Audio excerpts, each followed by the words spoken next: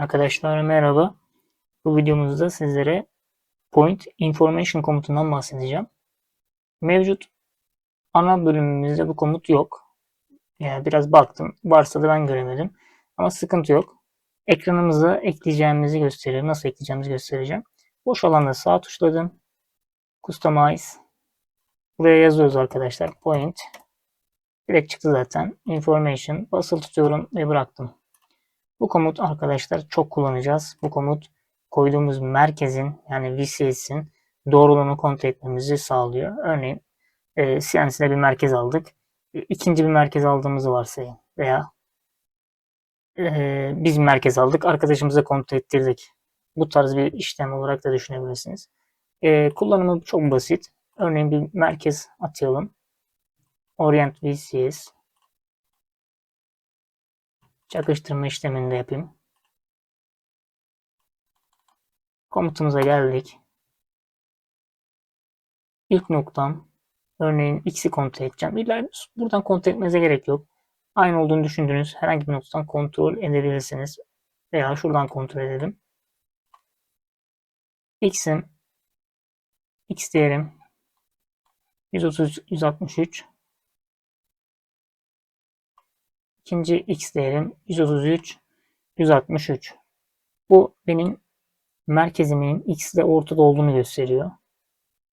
Y'ye kontrol edelim. 61.8 diyelim. Noktasal kontrol edebiliyorsunuz.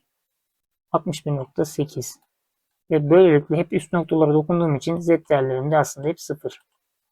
Bunun değiştiğini görmek istiyorsanız da 13.5 demiş. Mesela buraya dokundum 13.5.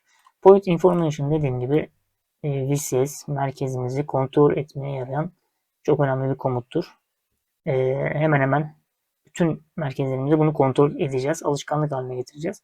Sadece merkez olarak değil, mantık olarak düşündüğümüz zaman şöyle bir sıkıntımız oluyor aslına bakarsanız. Mesela tabii bu kadar bariz dönük değil de mesela bunu nasıl döndürebiliriz?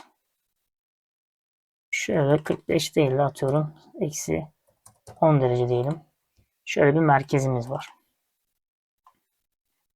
Şimdi point information'ın sadece merkezden ziyade işte kompresörün de kontrol etmek gibi bir şey olduğunu diyebiliriz. Örneğin buradan buraya baktık. Kaç demiş? 133, 113, 63 demiş. Buraya baktık. Pardon yanlış yere baktık. Y'miz 103, Y'miz 57. Çok yakın değerler de çıkabilir bu arada. Şu anda biraz bariz fark var ama şöyle göstereyim. Y kaç burada? 103.